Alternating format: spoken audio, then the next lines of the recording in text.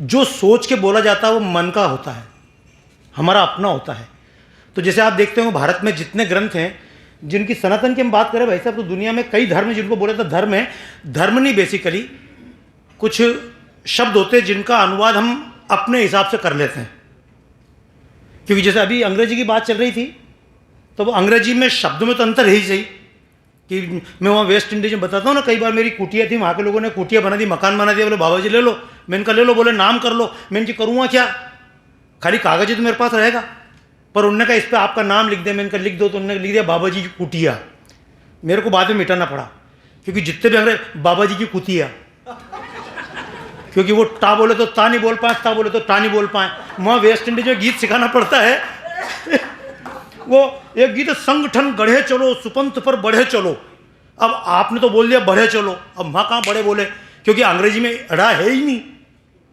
तो बेचारे गीत पढ़ते संगठन गधे चलो सुपंथ पर बधे चलो, क्योंकि वो DH उसको क्या बनाओगे, तो टमाटर भी बनता, टमाटर ही बनता। तो विषय बहुत सारे हो सकते हैं, मैं विषय पे नहीं जा रहा हूँ। मैं बोल रहा हूँ हिंदी से इंग्लिश करने में थोड़ा दिक्कत होगी, क्योंकि उनके पास शब्द नहीं है। उनको 52 अक्षर के बजाय 26 में काम चलाना पड़ रहा है, समझो ना, 52 की जगह 26 में, तो उनको रिप्लेसमेंट करके। अच्छा अब रिप्लेसमेंट क्या हो, क्योंकि जब भाई साहब बोलेंगे, मैं विषय प्रवर्तन के लिए आया हूँ, विषय बोलने के लिए नहीं आया हूँ। जब अश्विनी जी किसी बात को बोलेंगे तो समझना मुश्किल रहेगा। सारे धर्म समान है जी, कैसे समान है, तो अब आप जितने अंग्रेजी पढ़े हुए, हमसे ज़्यादा समझदार हैं नहीं होते तो मतलब कोई सेठ थोड़ी बनते, कंपनी थोड़ी चलाते, पर समझदार तो आप हैं। लेकिन समझदारी में कैसे समझदार हैं कि अब आपसे भी पूछेंगे उत्तर, आत्मा को अंग्रेजी में क्या बोलते हैं, तो आप बोलेंगे सोल। अरे भैया ठीक ठीक बोल, आत्मा का मतलब सोल नहीं होता। आत्मा का मतलब है जो मेरे अंदर भी, तुम्हारे अंदर भी है, इस पौधे के अंदर भी है, इस पेड़ के अंदर भी है, वो आत्मा है। जो समस्त जगह व्याप्त है वो आत्मा है। और सोल क्या है, केवल व्यक्तियों में है वो सोल है।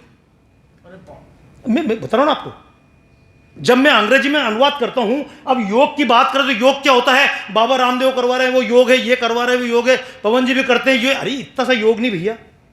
जब योग बात करो तो योग का अर्थ है, सबसे पहली लाइन है योगश्चित्त वृत्ति निरोधः। योग दर्शन खोल के देख लीजिए पतंजलि का, पहली लाइन क्या है, क्यों भैया संजय, योगश्चित्त वृत्ति निरोधा। वो गीता का अंग्रेजी में अनुवाद कर रहे हैं। मैं जी कहां से कर लोगे, अंग्रेजी में शब्द कहां से लाओगे, योगश्चित्त वृत्ति निरोधा। इतने अंग्रेजी के लोग हैं, रमाकांत जी आप भी अंग्रेजी में पढ़ रहे हो, अश्विन भैया चित्त का अंग्रेजी क्या है ही नहीं, क्योंकि उनके पास चित्त का कंसेप्ट। अब जैसे रेल का हिंदी अनुवाद करना है तो लोग बड़े बोलते हैं रेल का मतलब लोह पथ गामिनी। अरे रेल ही बोल दो ना दादा, क्या दिक्कत है, हमारी चीज थोड़ी उनकी है। पर जब आप बोलते हो लोह पथ गामिनी, यानी आपको शब्द बनाना पड़ा, शब्द था नहीं बनाना पड़ा। ऐसे ही चित्त के लिए कोई शब्द नहीं है। अब चित्त के ऊपर आत्मा, तो आत्मा के लिए उनका शब्द नहीं है, तो आप जो बोलोगे उसका पूरा अनुवाद हो सकता ही नहीं ना। अब देखो बोलना बहुत है, सारे धर्म समान हैं, तो फिर सनातन का मतलब क्या, तो अपन बोल देंगे इटर्नल। ये प्रॉब्लम मेरे साथ हर साल आती है, इस साल भी आ रही है, क्योंकि आखिर किसी चीज को आप समझाओगे कैसे, और समझाने के लिए समझेंगे किससे, समझेंगे बुद्धि से। समझते हैं हम बुद्धि से।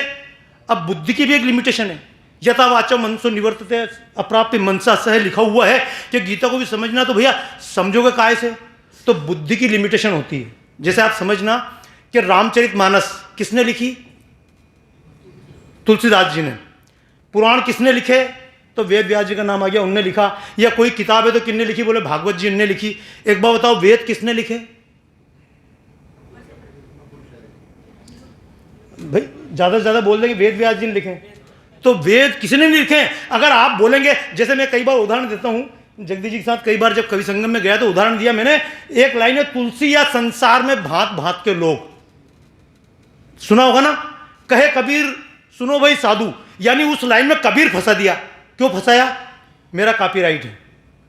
जैसे काका आतरसी कविता आप सुनते होंगे, तो हर कविता में कहे काका कबीरा है, वो जैसे ही कहे काका घुसाया, मतलब ये काका की चीज है, ये इनकी चीज है, ये रामधारी सिंह दिनकर की चीज है, ये कविता उनकी चीज है। तुलसी या संसार भात भात, तुलसी तहा न जाइए कंचन, कह रहीम कैसे निभे केर बेर को संग, यानी रहीम फंसा के उन्होंने बता दिया ये मेरी लिखी हुई है। लेकिन अब मैं आपसे पूछूं, सर्वे भवन्तु सुखिनः सर्वे सन्तु निरामया किसका लिखा हुआ है? ओम ध्यो शांति अंतरिक्ष शांति आपा शांति किसका लिखा हुआ है? तो आप एक आश्चर्य करेंगे कि मैंने सबसे पहले जीवन का जो काम चालू किया था, भाई साहब इटर्नल की जब बात करते हैं, सबसे पहले मैंने वेद पे काम प्रारंभ किया था। और आप आश्चर्य करेंगे, वेद के किसी भी मंत्र का कोई लेखक है ही नहीं। आप आश्चर्य करेंगे, उसमें शब्द मंत्र लेखक नहीं है, मंत्र दृष्टा है। क्या है? कोई भी मंत्र दृष्टा, मंत्र कर्ता ऋषि है ही नहीं। वेद का कोई भी मंत्र व्यक्ति के द्वारा लिखा गया नहीं है। तो व्यक्ति के द्वारा लिखा नहीं तो किसने गया? ऊपर से आई क्या? तो एक बात माना जाता है कि जब तक मुझे याद है मैं हूं, तब तक तो चीज मेरी है। लेकिन जिस समय मेरा अहम खत्म हो जाता है, उस समय कोई परमात्मा बोलता है। दुनिया की जितनी बड़ी से बड़ी खोजें हुई हैं, ये बड़ी मजेदार बात है। थोड़ा मैं आज विषय प्रारंभ कर रहा हूं ना, मैं केवल प्रवर्तन कर रहा हूं केवल मैं वहां ले जाकर छोड़ूंगा जहां से अश्विन भाई को बोलना आसान हो जाएगा। तो आप समझना, दुनिया की जितनी बड़ी से बड़ी खोजें हुई है, टेबल पे नहीं हुई है। आपको पता है, एक बार वो एक व्यक्ति एक धातु बनाना चाह रहा था और धातु बन नहीं रही थी, मतलब धातु जम नहीं रही थी। तो उसको बहुत दिन तक प्रयोग किया, अंत में उसको एक दिन इतना फ्रस्ट्रेट हुआ, बोले नहीं हुआ। 8 साल प्रयोग करते करते हो गए, तो उसने पूरा जो मटेरियल रखा था साथ में, उसमें पेशाब कर दी। बोले धर तेरी की आज से, और वो पेशाब करने के बाद जम गया। तो बाद में मालूम पड़ा उसमें पोटेशियम और बाकी चीजें मिलानी थी, हो गया। एक किताब है जिसका नाम है मिस्टेक मेक हिम मिलेनियर। गलती से जो काम हुआ उससे मिलियनियर बन गया। जैसे जिसने टेप बनाई चिपकाने और उखाड़ने वाली, वो गलती से बनी। अब जैसे बताऊं, न्यूटन ने बहुत खोज कर ली, गुरुत्वाकर्षण पता नहीं पड़ा, वो बगीचे में बैठा, पेड़ से फल टपका और यार इसका उत्तर ये होना चाहिए, अचानक हुआ ना। समझना इटर्नल का मतलब क्या है। जैसे एक व्यक्ति था आर्किमिडीज, नाम सुना होगा ना। अब चूंकि आप व्यापारी हो, मेरा काम थोड़ा अलग है। जो 6ठी 7वीं क्लास में जो पढ़ते हैं ना, उसी पर प्रयोग करता हूँ, नया प्रयोग नहीं करता हूँ। जैसे ये कमरा है, पूरा हाल है, अब ये कितना बड़ा है, तो लंबाई गुणित चौड़ाई, स्क्वायर फीट कैसे निकालोगे? क्यों नानूराम जी? लंबाई गुणित चौड़ाई, तो आपने स्क्वायर फीट निकाल दिया। अच्छा, इसका क्षेत्रफल घनफल कितना है? कोई डब्बा है, तो डब्बे को कैसे नापोगे? लंबाई गुणित चौड़ाई गुणित ऊंचाई, तीनों को नाप दो, घन फीट आ जाएगा। राजेश जी यही है ना? अच्छा, इसका निकाल लिया। पर अब एक बात है कि ये कोई गोल चीज है, तो कैसे निकालोगे? उसका आयतन कितने फीट है? तो फिर उसका तरीका यह है, आपने सुना होगा ना पाई का मान पाई का निकाल लिया, चलो लंबाई का चौड़ाई का। लेकिन अब आपसे पूछे मेरा आयतन कितना है? जैसे आजकल आप देखते हो डब्बा आता है, ये 200 ग्राम की पानी की बोतल है, तो ये इस कंपनी की जो बनी हुई तो भी 200 ग्राम आ रहा है। लेकिन अगर इसकी जगह बिस्लरी की है तो उसका शेप अलग रहेगा, लेकिन अंदर कितना आएगा? और इसकी जगह तीसरी कंपनी, तो शेप अलग रहेगा और अंदर कितना आएगा? 200 ग्राम। यानी आपने उसका आयतन निकाल लिया, तो वो आर्किमिडीज परेशान, बोले कैसे निकलेगा आयतन, कैसे निकलेगा? उसको संपट नहीं पड़ी। ये आपने कहानी पढ़ी होगी, लेकिन इसका मूल समझना क्या था, उसको समझ में नहीं आया मेरा आयतन कितना है। हुआ क्या, वो बंदा नहाने के लिए बाथरूम में घुसा, और जैसे ही बाथरूम में घुसा, तो जैसे ही बाथरूम भरा हुआ था पूरा, भाई जी पानी भरा हुआ था, और जैसे उसके अंदर उतरा पानी, वो उसको दिमाग में आया और उत्तर पता लग गया। बोले कितना? बोले वो जब पानी के अंदर कूदा तो जितना पानी बाहर निकला।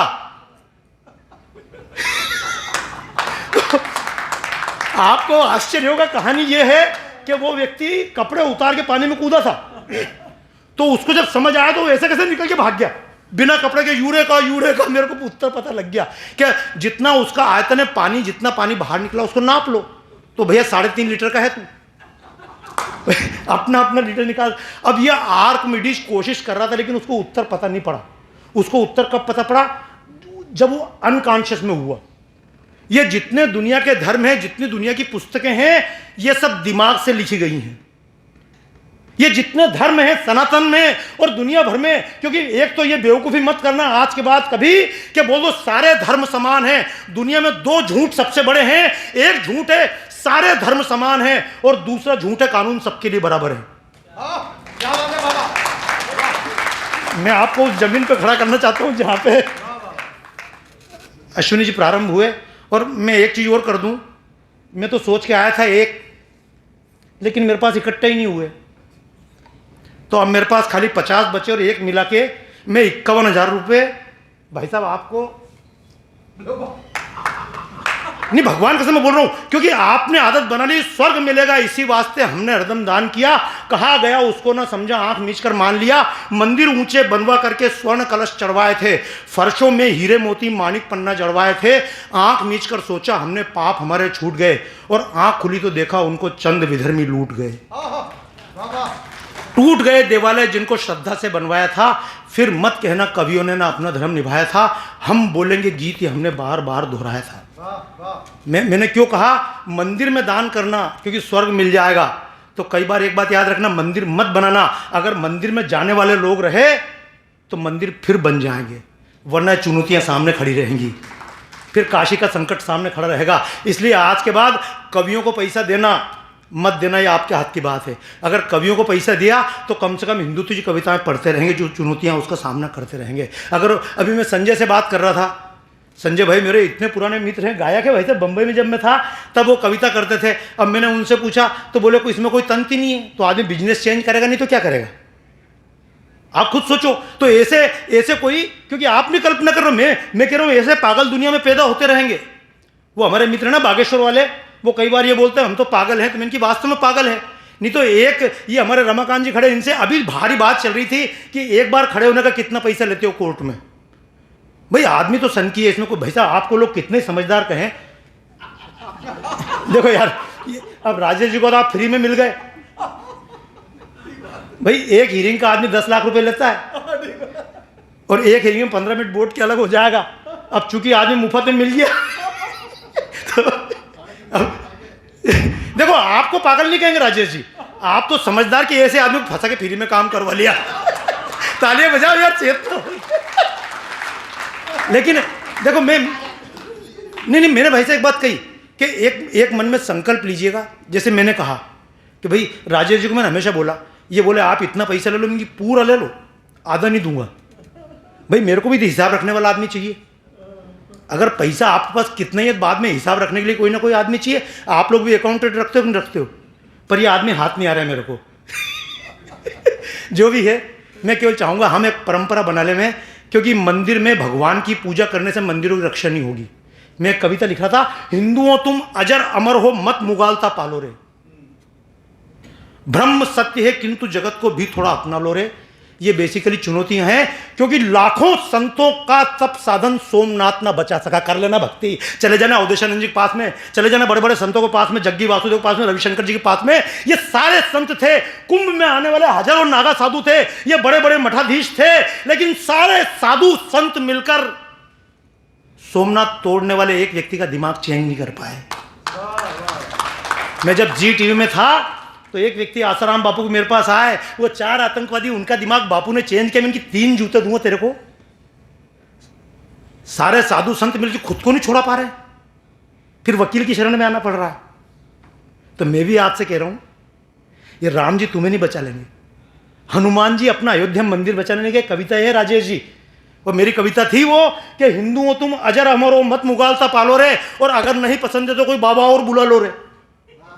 क्योंकि लाखों संतों का साधन सोमनाथ ना बचा सका, और मथुरा टूटी गीता पाठी कुरुक्षेत्र ना रचा सका। अब कोई खंबे में से प्रहलाद को बचाने के लिए नरसिंह निकलने वाले नहीं है, और निकलना होता तो दिल्ली में आ गए होते निकल के। इसलिए बोल रहा हूं, अगर और कुछ ना कर सको तो ये पैसा किसी महात्मा को देने के बजाय सड़क किनारे जो गुंडा बैठा हो ना आपके हिंदू समाज का, गोरक्षक गुंडा, जिसको मोदी जी बोलते थे डोजियर बनवा लो, मैंने लिखा मोदी जी को, लिखा मैंने कि मोदी जी बनवाओ डोजियर, तब तो गोरक्षक गुंडे हैं। अगर गुंडे गाय को बचाने नहीं गए, तुम व्यापारी बचाने आओगे? ये गुंडे बचाने नहीं आए तो हम कवि लोग आएंगे? ये सड़क किनारे गुंडे बैठे हुए, ये दारू पीने वाले। मैं तो जब यहाँ झगड़ा हुआ था उस क्षेत्र में, भाई जी अपने इधर जब झगड़ा हुआ दिल्ली में, तो मुझसे कहा गया क्या करें। मैंने कि कुछ मत करो, जो सड़क किनारे के गुंडे बैठे हुए ना हमारे, क्योंकि तलवार से लड़ने के लिए तलवार काम आएगी, विचार से लड़ने के लिए विचार काम आएंगे।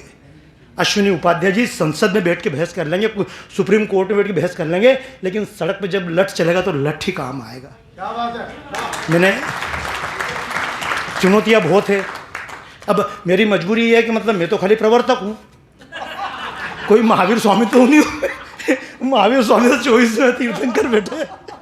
पर मैं चाहता हूँ बात ना बढ़े, आप इतना समझ लें, सनातन ये है जो दिमाग से प्रारंभ किया गया वो सनातन है, लेकिन जो प्रारंभ भी नहीं किया गया, अपने आप प्रारंभ हुआ है। जैसे वेद मन में आए तो ऋषि मुनियों ने कहा कि भैया ये वेद जो हमने दिमाग से सोच के नहीं लिखे। मेरी कुछ कविताएं राजेश जी, मेरी एक प्रदर्शनी थी भाई साहब, वेस्ट इंडीज में वेद के ऊपर प्रदर्शनी बनाई थी, तो वहाँ के प्राइम मिनिस्टर थे वासुदेव पांडे, वो बोले पहली बार ऐसी पेंटिंग देख रहे हैं कि उसमें नीचे पेंटर का नाम नहीं है। बोले ऐसा क्यों हुआ? भाई साहब कोई भी पेंटिंग लगाते नीचे नाम लिखते हैं। मुझसे बोले आपने पेंटिंग पे नाम क्यों नहीं लिखा? मैंने कहा मैंने पेंटिंग पे नाम इसलिए नहीं लिखा कि जिन वेदों के ऊपर मैंने पेंटिंग बनाई उन वेदों पे किसी का नाम लिखा हुआ नहीं है। उनको कहा जाता अपौरुषेय। क्या बोलते हैं आपके संस्था नानो? जो पुरुषार्थ वो है जो पुरुष करता है, लेकिन जो पुरुष के द्वारा किया हुआ ही नहीं है, वो काहे का पुरुषार्थ? तो पूरे वेदों के लिखने वाले मानते हैं ऋषि मुनि कि ये एक शब्द है, वो अपनी जो वाणी होती है बेखरी, मध्यमा, पश्यंती और परा। तो परा वाणी ऐसी होती है कि उसको समझा नहीं सकते हो कि क्या है, और समझ में आएगी भी। अब आप कल्पना करो कोई 2 साल का बच्चा फिल्म देखे, हीरो हीरोइन किस कर रहे हैं, अब वो 2 साल का बच्चा भी किस कर ले, किसी को तो समझ में आएगा किस करने से क्या होता है। तो उस बच्चे को समझ में नहीं आता। तो वेद जो लिखे गए हैं ये परावाणी में लिखे गए हैं, परमात्मा का संविधान है। और ये परमात्मा का संविधान किसी व्यक्ति के हिसाब से, इस्लाम में गड़बड़ ये हो गई है कि वो किसी व्यक्ति द्वारा नियम बनाए गए हैं, और व्यक्ति द्वारा नियम जो बनाए जाते हैं भविष्य में चेंज करना पड़ते हैं। ईसाईयत किसी व्यक्ति के द्वारा प्रारंभ की गई है, ये जिसको बोलते हैं सेमेटिक रिलीजन। नाम सुना कभी? सेमेटिक। दुनिया में सारे झगड़े की जड़ सेमेटिक है। अभी रमाकांत जी अपने रास्ते में बात कर रहे थे ना, जैसे अब्राहिमिक रिलीजन क्या है, एक नाम है अब्राहिमिक रिलीजन। तो अब्राहिमिक क्या होता? अब्राहिम था, उससे जो रिलीजन चले उनका नाम अब्राहिमिक रिलीजन। अब्राहिमिक शब्द नहीं था, शब्द था ब्राह्मिक रिलीजन, जो ब्रह्म से प्रारंभ हुए, और दूसरा था ब्राह्मिक और दूसरा अब्राह्मिक। तो ये ब्रह्म को छोड़ के दुनिया भर में था तो हिंदुइज्म। मैं कागज से सिद्ध नहीं कर रहा हूं। अमेरिका में the lost city of god मिली, हनुमान जी के नाम, मतलब पूरी शहर मिला है, उस पर शोध चल रही है। अमेरिका में कोलंबस पहुंचा, उससे 600 साल पुराना शिलालेख लगा हुआ है। मेक्सिको में यूकाटान में कि मैं यहां पे आकर मैंने मूर्ति की पूजा की। अरे जिसको कहते हैं बाली की बात कर रहे थे, बाली पूरा हिंदुइज्म था। आप जिसको कहते हैं पारस, ये जिसको वो ईरान इराक बोलते हैं, ये ईरान इराक पूरा हमारा पारस देश था जहां की रहने वाली केकई थी। अब तो वहां मूर्तियां भी निकल आई है राम की। आप जितने देशों की बात करोगे, तो मैं आपसे भौतिक रूप से बात नहीं कर रहा हूं। अंतिम बात केवल एक बात कह दूं कि दुनिया में जो भी दिमाग से कहा जाएगा उसको चेंज करना पड़ेगा। जैसे संविधान लिखा गया, किसने लिखा है? किसी व्यक्ति ने, तो उसको चेंज करना पड़ रहा है। क्यों चेंज करना पड़ रहा है? क्योंकि व्यक्तियों ने अपने दिमाग से लिखा, तो उसमें संशोधन करना पड़ेगा भाई साहब। लेकिन एक बात बताऊं, हमारे यहां जो सनातन है उसमें चेंज करने की जरूरत। तो 2 तरह की चीज होती है, एक तो होता है शाश्वत धर्म, क्या होता है, और दूसरा होता है युग धर्म। शाश्वत धर्म है परम धर्म, श्रुति विदित अहिंसा, अहिंसा धर्म है, सत्य धर्म है, अस्तेय धर्म है। ये आज भी धर्म थे, कल भी धर्म होंगे, परसों भी धर्म थे, आज भी धर्म होंगे। 1000 साल बाद भी सत्य धर्म होगा, 1000 साल बाद भी दया धर्म होगी। लेकिन अब दूसरा धर्म होता है, उसका नाम है युग धर्म। क्या नाम है? तो युग धर्म टेम्परेरी होता है। क्या होता है? जब चुनौतियां आती है, यदा यदा ही धर्मस्य ग्लानिर्भवति भारत, यानी धर्म तो सत्य है, लेकिन उस सत्य की रक्षा के लिए कभी कभी अधर्म। भाई कृष्ण ने बेईमानी करी, ये बेईमानी धर्म नहीं है, लेकिन क्या बोलते हैं, बेईमानी युग धर्म है। जब कभी चुनौती आती है, तो आज जो आप देख रहे हैं कि भाई मैं कितनी बात करूं कि दुनिया भर में सत्य है, तो मैं तो अमेरिका में मेरी बात हुई, उन्होंने कहा धर्म के बारे में मैंने सुन लो, मुसलमानों से मेरी बात हुई, मैंने सुन लो, और मैंने सुन के अगर समझ लिया तो मानोगे, तो ये बोलते ये अपनी गारंटी नहीं, क्योंकि मानेंगे तो उनकी गर्दन उतर जाएगी। इसलिए मुसलमान भी जानता है, वो मान लेगा, क्योंकि एक अंतर है सनातन में और दूसरों में। सनातन धर्म कहता जानो, क्या शब्द है, तुम खुद जानो, तुम अपने परमात्मा खुद खोजो, तो यह है सनातन जानो। और बाकी जितने धर्म है वो कहते हैं मानो। पैगंबर ने कहा मानो, कृष्ण ईसा मसीह ने कहा मानो, मोजेस ने कहा मानो। तो एक तरफ मानने वाले हैं, दूसरी तरफ जानने वाले हैं। अब जो मानने वाला दूसरे की क्यों मानेगा? क्योंकि पहले किसी के मान के बैठा। भाई गलत है क्या? अगर पहले से ही राजेश जी तय करके आए कि मतलब पुरस्कार बाबा जी को देना है, तो भले कोई लाख बुराई करे, नाम तो पहले से लिखा हुआ है ना। अब राजेश जी चाह भी कि इतनी बड़ी शील्ड बाबा को दे दे, कैसे देते हैं? उसमें नाम लिखा है ही नहीं। भाई आप समझो ना बात को यार। लेकिन मुझे बहुत अच्छा लगा जब राजेश जी ने कहा कि बाबा जी ऐसा कार्यक्रम कर रहे हैं, लोग आ रहे हैं, तो मेरे दिमाग में पहला नाम आया, मैंने कहा अश्विनी जी का। और मुझे मालूम नहीं था, मैंने अचानक बोल दिया। मैंने कहा यार आदमी हियरिंग पे जाता है तो मैंने कि इनका तो लंबी चौड़ी फीस होगी जैसे राजेश जी की फीस है, आप भी फ्री जाते हो क्या? तो मैंने अचानक बताया यार किस्मत की बात है, उन्होंने उनसे बोल भी दिया और उन्होंने मान भी लिया। पर मैं एक बात चाहता हूँ, जैसे मैं कई बार बात करता हूँ, मेरे से राजेश जी बोलते हैं, पवन जी से बहुत बार बातें होती है, बोले बाबा जी क्या चाहिए, तो मैंने कि जितनी चाहिए उतना इंतजाम कर लिया। भाई गलत है क्या? मैं अपनी एक दिन की फीस 10 साल तक नहीं खा सकता हूँ। 10 लाख रुपए लेता हूँ भाई साहब आजकल। भाई मुफ्त में बेच बेच भाई साहब ये हुआ ना। अच्छा बाकी टाइम तो अभी कल ही मेरे को मिल गए, अपने अमित शाह जी के सेक्रेटरी हैं, तो वो कल ही उनके साथ बैठा था, बोले बाबा जी प्रोग्राम कितने में? मैंने कि पहले बताओ प्रोग्राम क्या है, क्योंकि प्रोग्राम कितने में, एक तरफ तो मैंने 10 लाख लिए, अगले दिन प्रोग्राम जेएनयू में करने गए तो माइक का पैसा मेरे से ले लिए। सच बता रहा हूँ भाई साहब, सत्यभूषण जी। अच्छा गलतफहमी तो जाती है, सत्यभूषण जी ने आते से मेरे को कहा बाबा जी आप हिंदू दिल्ली आ रहे हो, मैंने क्या आ रहा हूँ, बोले कल आपको जूते दूंगा। यार मैंने ऐसा कौन सा गलत काम किया, तो गुस्से से बोले 3-4 जोड़ लाया हूँ। देखो ये सब बातें होती रहेंगी। मैंने केवल एक बात कही कि अगर दुनिया में जैसे राम जन्मभूमि आंदोलन जब कविता पढ़ता था, राजेश जी समापन करूं बात का, राम जन्मभूमि आंदोलन कविता पढ़ता था तो उस समय लोग कविता पढ़ने को तैयार नहीं थे, क्योंकि कविता पढ़ने पर ना तो पेमेंट मिलता था, केस मिलते थे। मतलब आजकल राम जन्मभूमि कविता पढ़ने पे केस मिलता है, और पहले राम जन्मभूमि कविता पढ़ने पे केस मिलता था। भाई यही तो है ना, मेरे ऊपर तो बहुत सारे केस लगे। अब अभी मेरे को एक केस वहाँ लग गया मध्य प्रदेश में, और केस में कुछ नहीं, मैंने उन्होंने कहा महिलाओं को मान, महिलाओं को मान। मैंने कि धर्म की स्वतंत्रता हिंदू धर्म में है, महिलाओं को मान हमने दिया, राम है तो सीता है, कृष्ण है तो राधा रुक्मणी है, शंकर है तो पार्वती, विष्णु है तो नारायणी है। मैंने कि अल्लाह तो है, अल्ली कहाँ है? गॉड है पर गॉडी कहाँ है? भाई साहब उन्होंने केस लगा दिया, समझ में नहीं आया। तो देखो मैं तो पटा रहा हूँ, मैंने जो बोला ये 51,000 इसलिए नहीं दे रहा हूँ भाई साहब, मैं अपने मेरे लिए जो केस लड़ना उसकी एडवांस दे के जा रहा हूं। बस मैंने कहा एक संकल्प ले लीजिएगा। ये मैंने एक उदाहरण दिया क्योंकि मैं बोलूँगा हो सकता है अश्विन भाई बाद में डांटे, मेरे ऊपर उनका बहुत प्रेम है। अभी इंदौर कार्यक्रम में आए थे और मेरा घर पवित्र करने के लिए आए, तो ये नहीं मैं बताऊँ ना आपको। और मैं जब भाई साहब मेरे घर पे आए, मैंने आते से उनके पाँव छुए तो वो एकदम मतलब बड़े भावुक हो गए। तो भावुक हुए तो मतलब फिर बोले कि ऐसा क्यों? तो मैंने कहा भैया साधु दुनिया में रहना चाहिए, दुनिया में धर्म रहना चाहिए, लेकिन दुनिया में धर्म को बचाने वाले नहीं, वो धर्म कहाँ से रहेंगे? क्या बात है। तो आज की स्थिति में मैं भाई साहब आपको एक वकील मान के नहीं, एक वक्ता मान के नहीं, सच में अपने हृदय से बोल रहा हूँ आपको कि मैं आज के शंकराचार्य मान के आज मेरे धर्म को बचाने के लिए, क्योंकि जितनी PIL मेरे को कोई ज़रूरत नहीं थी आने के लिए एक दिन के लिए, लेकिन केवल मैं सम्मान करने आया कि जिस सुप्रीम कोर्ट में हमारे लिए कोई खड़े होने को तैयार नहीं था, जिसमें आज तक हिंदू की मजाक उड़ती थी, जिसमें आज तक हमारे पूरे धर्म के लिए बोलने को तैयार नहीं था, तालियां बजाइए भरपूर तरीके से कोई एक व्यक्ति, क्योंकि राम के गीत मत गाना, राम के गीत गाने वाले बहुत तैयार हो जाएंगे। भक्ति याद रखिए, हम शक्ति भूल गए हैं। बना लेना मंदिर, कितने ही मंदिर, ये कंबोडिया में मंदिर छोड़ के आना पड़ा, कश्मीर में मंदिर छोड़ के आना पड़ा, केरला में मंदिर छोड़ के आना पड़ा, कहाँ मंदिर छोड़ के जाओगे? तो ये तो बता रहा हूँ कि नरेंद्र मोदी जी जो करेंगे ना भाई साहब, उसका कोई भरोसा नहीं। मैं तो कई बार एक बात को, मोदी कब तक तुमको बचाएगा? मोदी कब तक तुमको बचाएगा? और नया नेता वोट की पेटी से आएगा, और वोट की पेटी से तब आएगा जबकि समान नागरिक संहिता के लिए कोई व्यक्ति कानून लाएगा। क्या बात है।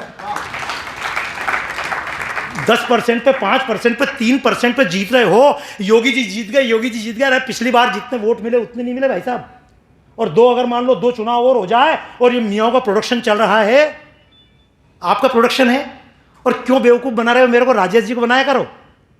हम देश को बचाने आए, अपनी औलादों से कहो 2 और पैदा कर लो। नहीं, कौन संभालेगा? बच्चों को कौन खिलाएगा? ये चुनौती भाई साहब। मैं तो हिंदुइज्म अभी कार्यक्रम करने गए बजरंग दल में, और बजरंग दल में मैंने खाली एक बात की, मैंने की लव जिहाद को गाली दे रहे हो, क्योंकि अभी वो लव जिहाद देखी मैंने, उसके पहले फिल्म देखी एक्सेप्ट आप तालिबान, और जिस दिन मैंने कमेंट लिखा उसके डायरेक्टर का फोन आ गया। अब मैं जा रहा हूँ उससे मिलने के लिए। ये केरला स्टोरी से उसके राइटर के साथ मेरी मीटिंग थी, तो उसके पहले फिल्म बनी थी। अच्छा वो कार्यक्रम में गए तो लोग ताली बजा रहे। मैंने उससे पूछा, मैंने तुम जितने छोकरे बैठे हो, तुम में से कितने तैयार है तुम्हारी लड़कियां उठा उठा कर मुसलमान ले जा रहे हैं? तुम में से एक बात बताओ, कितने लड़के मुसलमान की लड़की लाने को तैयार? एक भी तैयार नहीं हुआ। फिर मैंने एक बात की, मैंने कि चलो एक काम करो, मुसलमान की लड़की मत लेके आओ, मैंने कि तुम्हारी लड़कियां जो दूसरी तरफ जा रही हैं उनको फंसा के ले आओ। उसके लिए भी कोई तैयार नहीं, और ना आप तैयार होंगे कि आप अपने 4 बच्चे पैदा कर लो। चलो आप तो 60 साल 70 साल से ऊपर हो गए, आपके तो बच्चे हैं ना, आपके कहना मानते हैं ना। बोल के देखो बहू को कि बेटा इस बार 3 औलाद पैदा कर लो, औकात मालूम पड़ जाएगी। जितने बैठे हो ना सेठ साहूकार, आपके बच्चे आपकी बात मानने को तैयार नहीं, आपके नेता आपकी बात मानने को तैयार नहीं, और लड़ लोगे मुसलमानों से। और फिर हमारे बच्चे पालेगा कौन? भाई साहब, असली सनातन का व्यक्ति मुसलमान, वो बोलता बच्चे अल्लाह देता है। तुम हिंदुओं बेवकूफ़ बनाओ, भगवान को साधु संतों को बेवकूफ़ बनाओ, मुझे क्यों बनाते हो? बच्चे अल्लाह देता है, पालता कौन है? मुसलमान बोलता बच्चे अल्लाह पालता है। मैं चाहूँगा ये चुनौती हमारे समाज की सबसे बड़ी है कि हम जो बोलते हैं उसका पालन करने को तैयार नहीं है।